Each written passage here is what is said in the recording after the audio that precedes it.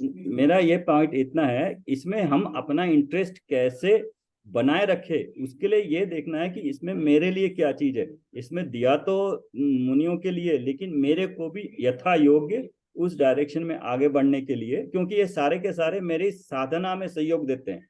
हमारा जितना भी भोजन से संबंधित है या बाह्य क्रियाओं में है, जैसे भी अभी बोला था ना, अगर मन हमारा बाहर जा रहा है तो उसको कम करने के लिए ये कुछ डायरेक्ट इनडायरेक्ट मेथड से, कि हम अपने खाने में, बाहर के चलने फिरने में, अन्य किसी और जहाँ पे मन लगता है, जहाँ पे जरूरत नहीं हो, अगर उसको कम करें तो अपने आप इस तरफ मन आएगा, मन लगेगा, और ये धर्म का कार्य में आगे वृद्धि होगी।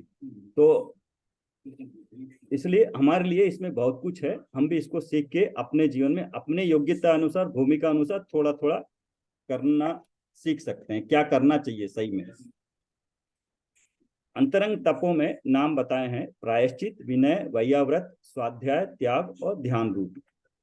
ध्यान को डिटेल में बाद में बताएंगे, तो ये अभी प्रायश्चित है, इसको पढ़िए कोई।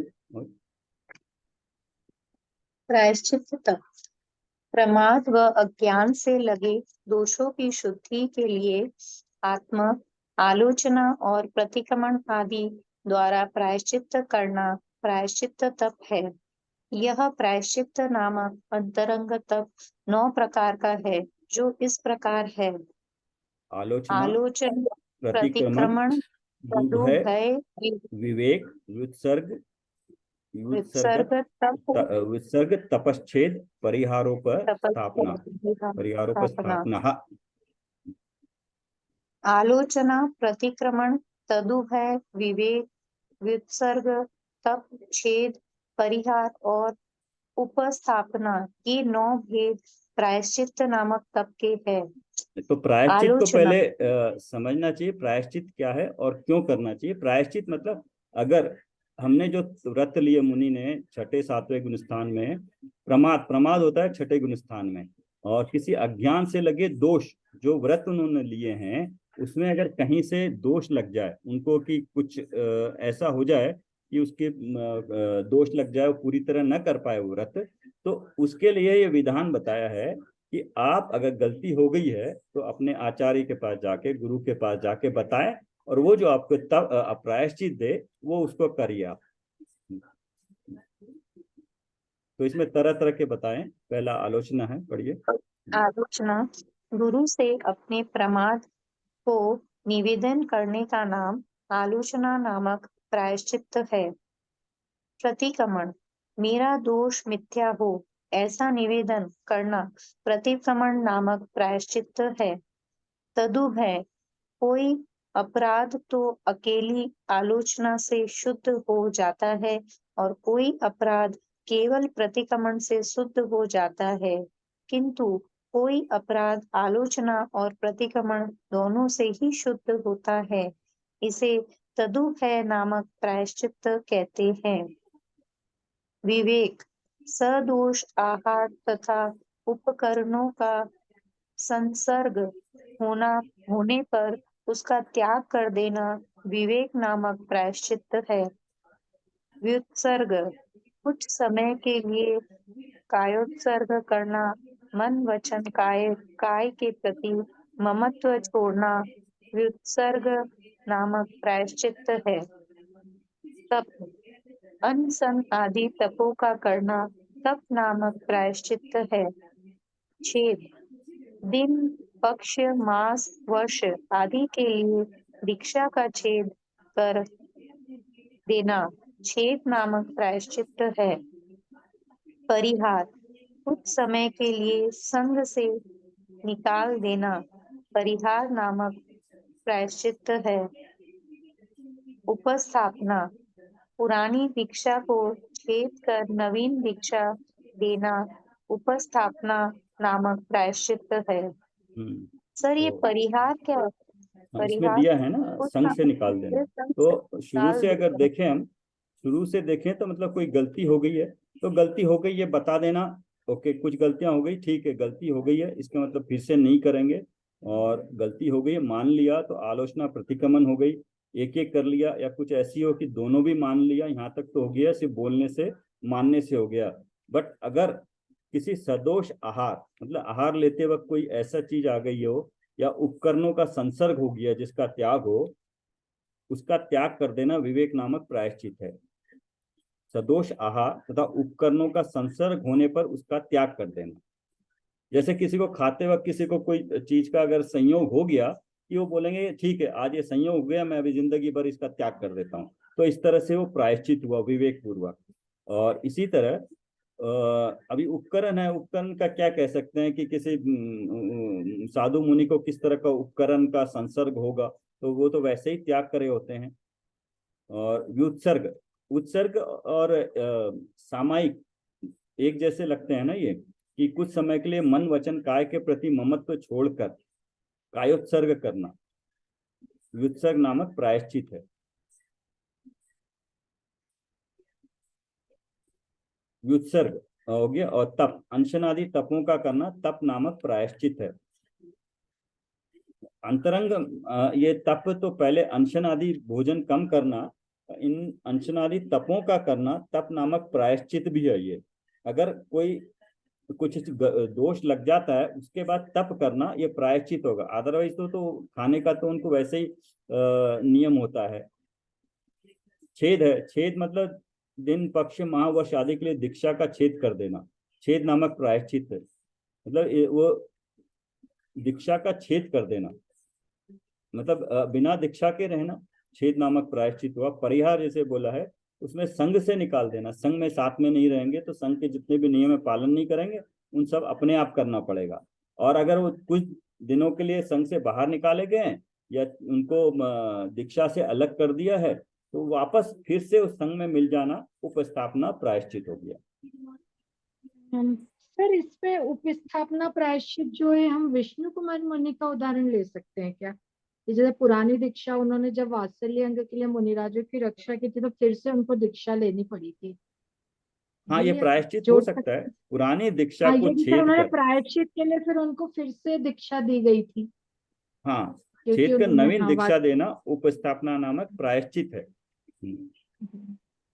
सर ये मतलब ये तो आचार्य जो मतलब संघ के जो आचार्य होते हैं वो ही प्रायश्चित करवाते हैं ना मुनिराजू को तो। हाँ, आचार्य में आचार्य के जो गुण होते हैं ना, एक तो वो संघ हाँ के संचालक होते हैं, उपदेश हाँ देते जी हैं, हाँ जी दीक्षा देते हैं और प्रायश्चित भी देते हैं, उनका एक हाँ जी। रिस्पॉन्सिबिलिटी में आता है एंड प्रायश्चित सर देना। उपकरणों का संसर्ग जो है तो हम्म। मतलब पिच्छी और कमंडल के अलावा कोई उपकरणों का संसर्ग हुआ तो प्रायश्चित करना पड़ेगा क्योंकि वो दो तो उनके लिए आवश्यक है, हाँ, बट पिच्छी और संसर्ग कमंडल। होने पर उसका त्याग कर देना कैसे होगा? त्याग तो वैसे ही होता है उनको तो।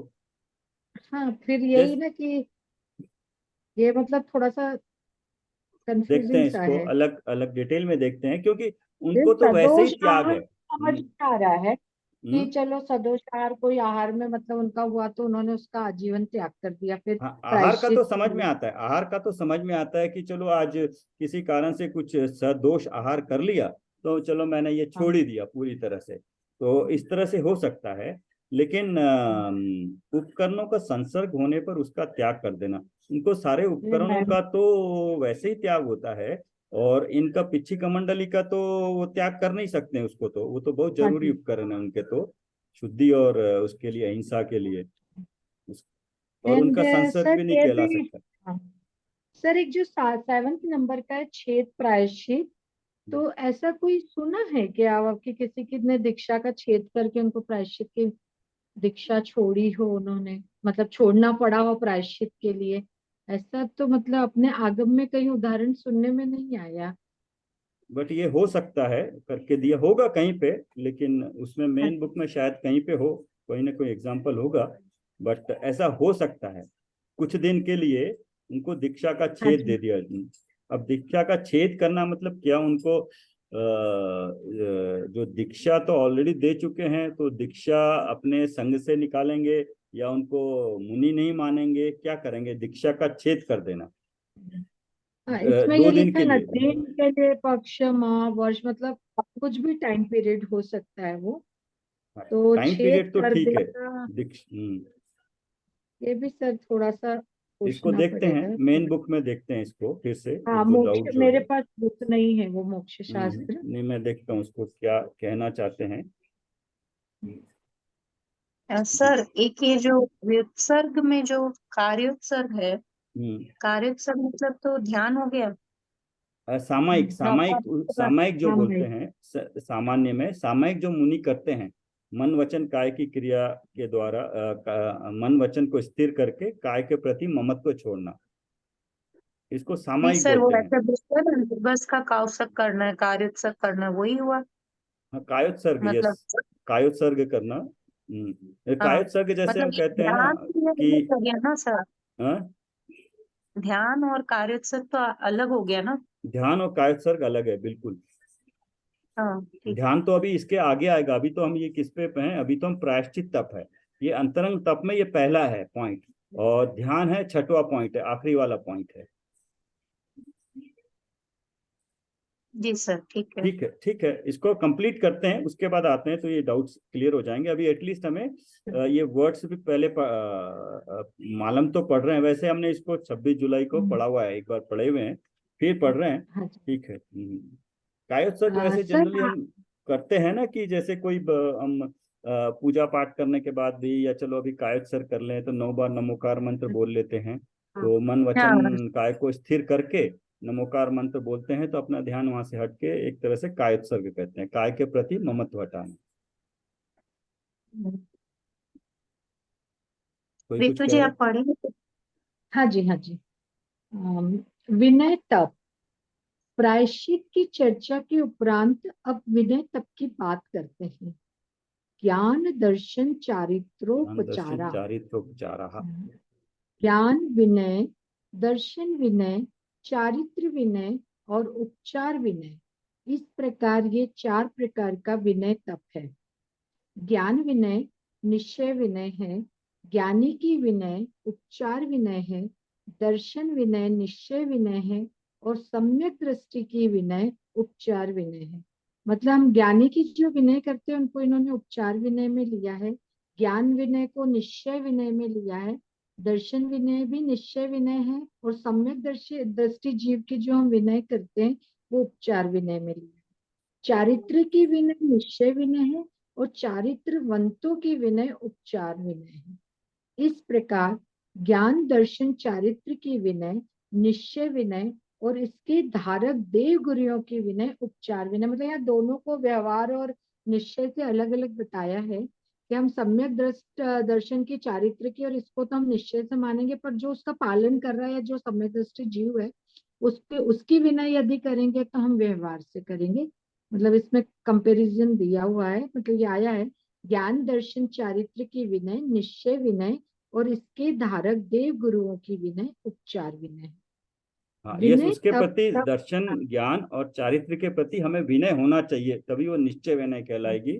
उसके प्रति जो है सो दुर्भाव है या किसी तरह का विरोधी भाव नहीं होना चाहिए, विनय होना चाहिए। तो जब उस पे विनय होगा तो उसके जो धारक होंगे उनके प्रति विनय होगा व्यवहार से।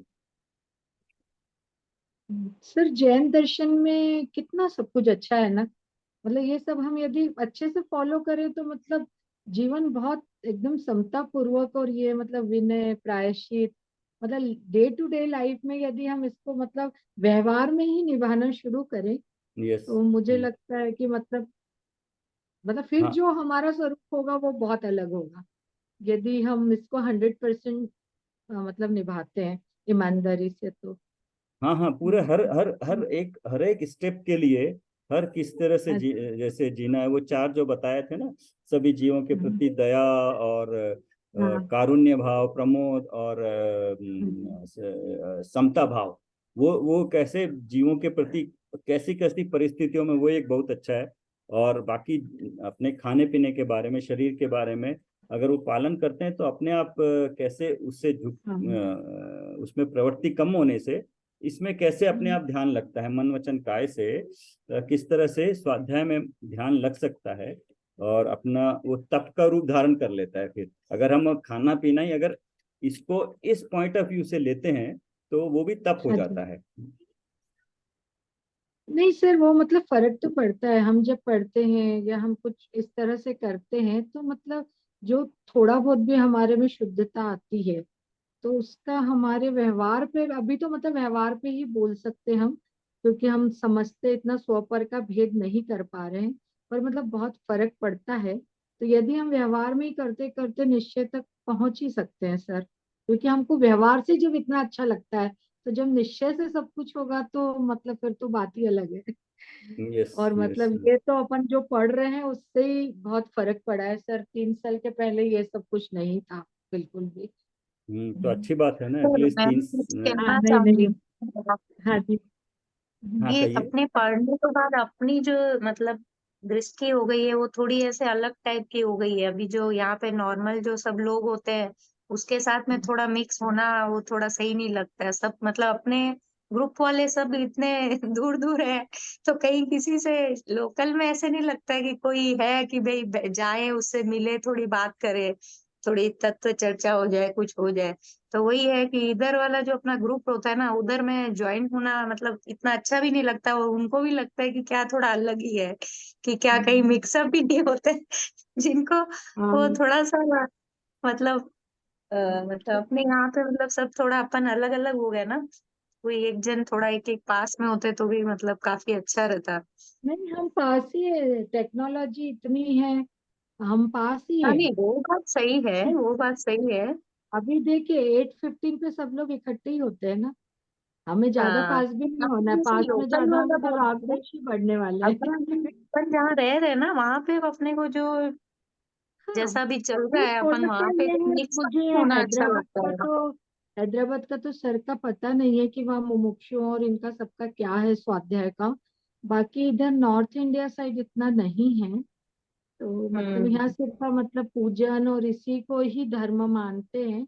तो थोड़ा दुख भी होता है कि मतलब इन जीवों को पता ही नहीं है कि मतलब स्वाध्याय क्या है, मतलब धर्म सिर्फ नहीं, 8-10 हाँ पूजा एक एक करनी। यहाँ पे रोकूंगा। हाँ दूसरे जीवों के हाँ बारे में बिल्कुल दुखी मत होइए आप, क्योंकि हर एक का अपना अपना अपना संस्कार, अपने उसकी अपनी क्रिया है, तो उसमें तो आप उसके लिए चिंता मत होइए। आप पहले अपने लिए, हमें अपने लिए दुखी होना बहुत जरूरी है। और नंबर टू जो बोला है ना कि आसपास में कोई हो, एक्चुअली स्वाध्याय हम्म, तो स्व के साथ अपना अकेला ही होता है, उसमें ही समय हाँ होता जी है, हाँ। क्योंकि अदरवाइज एक से दो अगर मिलते हैं ना तो, क्योंकि व्यवहार में व्यवहारिक चीजों में फिर अपना बहुत समय जाता है। और अच्छी बात है, कहते हैं कि जो जो धर्म में आगे बढ़ा वो व्यवहार में नीचे आता है, और जिसने व्यवहार में आगे बढ़ा है वो धर्म में नीचे आता है। तो ये तो बिल्कुल कही कही हुई है, तो इसको उस हिसाब से लेके चलना चाहिए। और इसके बाद हमें ये पता लगता है कि हर समय कैसा इंपॉर्टेंट है, कीमती कैसे है, उसको किस तरह से यूज किया जाए। अगर स्वाध्याय में यूज कर रहे हैं तो बहुत अच्छी बात है, और अन्य वस्तुओं से जो गैर जरूरी है उससे हटके जितना अपना स्वाध्याय में लगा ठीक रहेगा वो। और जैसे आपने सुझाव दिया कि कुछ ऐसा पॉइंट हो जिसपे, इनफैक्ट आज प्रमोद जी ने भी बोला था कि अगर कुछ ऐसे हम्म, पॉइंट हो जिन पे हम इसके अलावा ये इस सिलेबस के स्वाध्याय के अलावा किसी और दिन सामान्य विषय पे अगर चर्चा करें, तो वीकली एक आध क्लास हम अपने सहूलियत के अनुसार उसको रख सकते हैं। सभी अपना अपना अगर 3-4 लोग हाँ मिले तो रख सकते हैं उसको, हम अपने पॉइंट जो कहना चाहते हाँ हैं जी। कुछ तो वो डिस्कस कर सकते हैं। तो एक तरह से वो चर्चा भी हो जाएगी और कुछ इससे हटके भी हो जाएगा। तो आप लोग डिस्कस अच्छा, कर लीजिए उसको, हाँ कर सकते हैं और उसको भी। ऐसे तो अपन थोड़ा सा आगे ही चल रहे हैं सर, तो मतलब हाँ। इसका तो अपने को है नहीं, और हम्म मतलब इसका फर्क हमको एग्जाम पॉइंट ऑफ व्यू से तो मुझे लगता है कि सब कुछ क्लियर होते जाएगा। मतलब ऐसा नहीं है, क्योंकि 3 बार अपना रिवाइज हो जाएगा, तो ये तो अपना जो साइड बाय साइड चल रहा है, और यही सब डिटेल हम अब ये आगे पुरुषार्थ सिद्धि उपाय नेक्स्ट ईयर है, तो सारा इसका डिटेल में पढ़ेंगे। सर मैं हम्म चाहती हूँ कि जैसे यदि हम आगे चलते हैं तो हम मोक्ष शास्त्र का जो मेन मतलब अपनी जिनवाणी है हम्म उसको भी, यदि हमारे पास समय है हम्म। तो थोड़ा सा मतलब डिटेल में, क्योंकि हमें ये तो सब ऊपर ऊपर सिर्फ नाम जाने हैं हमने, यस। मतलब कहीं ना कहीं तो हम अटकते हैं, मतलब एकदम कुछ चीजों का कॉन्सेप्ट अभी भी क्लियर नहीं है हमें। तो यदि हम वो मोक्ष शास्त्र से यदि हम कुछ कुछ पेज नंबर लेते हैं हम्म। और उस पर यदि हम डिस्कस करते हैं, जो इम्पोर्टेंट जैसे मेन समर का बहुत ज्यादा इम्पोर्टेंस है, यस, समर से, तो इस पे समर का हम, उसमें से हाँ पढ़ सकते हैं।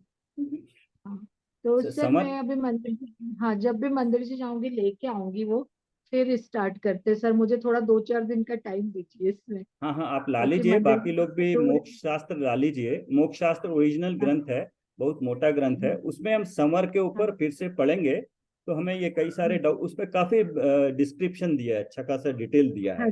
तो उससे एक और व्यू हमें मिलता है, डिटेल में मिलता है, वो भी पढ़ सकते हैं हम लोग। सर उसमें हर श्लोक का भावार्थ, फिर सरलार्थ, और मतलब काफी डिटेल दिया हुआ है। मैं मंदिर जी में एक दिन देखा था उसको खोल के। हाँ हाँ तो हाँ, अब मैं यस। लेके आऊंगी, अभी मेरे पास घर में तो नहीं है चिंगारी ठीक है, में। ठीक है। सर इसको कंप्लीट कर लेते हैं, फिर यस, हम कल ये करेंगे पेपर विनय तब। कंप्लीट, हाँ, इस पेपर पे कर लेते अच्छा। हैं 9:30 तक। यस। अ, विनय तप तप धर्म का भेद है, अतः इसका उपचार भी धर्मात्माओं में ही किया जा सकता है, लौकिक जनों में नहीं, माता पिता आदि में नहीं। मतलब जो विनय हम व्यवहार में करते हैं, बड़ों के लिए करते हैं, उसको नहीं इन्होंने तप धर्म का भेद माना है, जो धर्मात्माओं के लिए ही माना है। मतलब ये कहना चाहते हैं जो बोल्ड लेटर्स में है, बिना विचारे जहां तहां नमने का नाम विनय तप नहीं है, वैनयिक मिथ्यात्व है। विनय अपने आप में अत्यंत महान आत्मिक दशा है। सही जगह विनय होने पर जहां वह तप का रूप धारण कर लेती है, वही गलत जगह की गई विनय अनंत संसार का कारण बनती है। बहुत इंपॉर्टेंट दिया हुआ है कि मतलब विनय कहाँ करनी चाहिए, ये भी मतलब सोच समझ के करना है कि यदि विनय हम गलत तरीके से लेंगे तो अनंत संसार का कारण बनेगी, और यदि सही जगह विनय होगी तो वो तप का रूप धारण करेगी। यस। विनय सबसे बड़ा धर्म, सबसे बड़ा पुण्य एवं सबसे बड़ा पाप भी है। तप तप के रूप में सबसे बड़ा धर्म 16 कारण भावनाओं में विनय संपन्नता के रूप में तीर्थंकर प्रकृति के बंध का कारण होने सबसे बड़ा पुण्य, और विनय मिथ्यात्व के रूप में अनंत संसार का कारण होने के कारण सबसे बड़ा पाप है। विनय के प्रयोग में अत्यंत सावधानी आवश्यक है। कहीं ऐसा न हो कि आप जिसे विनय तप समझकर कर रहे हो वह विनय मिथ्यात्व हो, इसका ध्यान रखिए। कहीं आप विनय तप या विनय संपन्नता भावना के नाम पर विनय मिथ्यात्व का पोषण कर अनंत संसार को नहीं बढ़ा। इसमें विनय विनय संपन्नता का डेफिनेशन देखना पड़ेगा। विनय तप है क्या, इसमें कहीं पर डेफिनेशन नहीं दी है कि विनय संपन्नता है क्या। तो क्योंकि उसको विनय मिथ्यात्व, अगर बाह्य में किसी के प्रति, अपने गुरु वगैरह के प्रति भी यह विनय है, उसके प्रति मृदुल भाव है, आपके आचरण में भी मृदुता है, और सम्मान आता है उसके प्रति, बहुमान आता है, तो वो विनय संपन्नता कहाँ तक है, और कहाँ पे जाके वो विनय मिथ्यात्व हो जाता है, कि हरेक को बिना उसके गुणों के जाने हुए उसके प्रति विनय भाव होना, तो क्या वो विनय मिथ्यात्व तो नहीं हो रहा है? गलत जगह तो विनय नहीं कर रहे हैं। तो अगर गलत जगह विनय, एक्चुअली क्या गलत जगह विनय कर रहे हैं, इसका मतलब हमें तत्व रूप में वो विनय का सही अर्थ मालूम नहीं है। अगर विनय का सत्व सही अर्थ नहीं मालूम है, तो तत्व के प्रति हमारी भूल हो रही है, तो इसलिए फिर वो मिथ्यात्व हो गया। सर कल मैं विनय संपन्नता का ना पूजन की बुक में से देख के थोड़ा सा फिर डेफिनेशन ग्रुप में भी देखना पूछ, पड़ेगा इसका। और हाँ, एक पूजन की बुक देख के उसमें से अभी टाइम हो गया है, नहीं तो अभी ही डिस्कस कर लेते हैं। तो कल सबसे पहले सर विनय संपन्नता और विनय तप को समझ लेंगे। सर आप मेन बुक में भी थोड़ा सा देखिए, आपके हाँ, पास कल है। कल उसी में से निकाल के देख लेंगे। हाँ, विनय तप एंड हाँ। सर विनय यहाँ संपन्न। यस। सर यहाँ पे ये जो दिया है ना, ज्ञान विनय और दर्शन विनय और चारित्र विनय, इन्हीं को विनय संपन्नता बोल रहे हैं क्या? इनके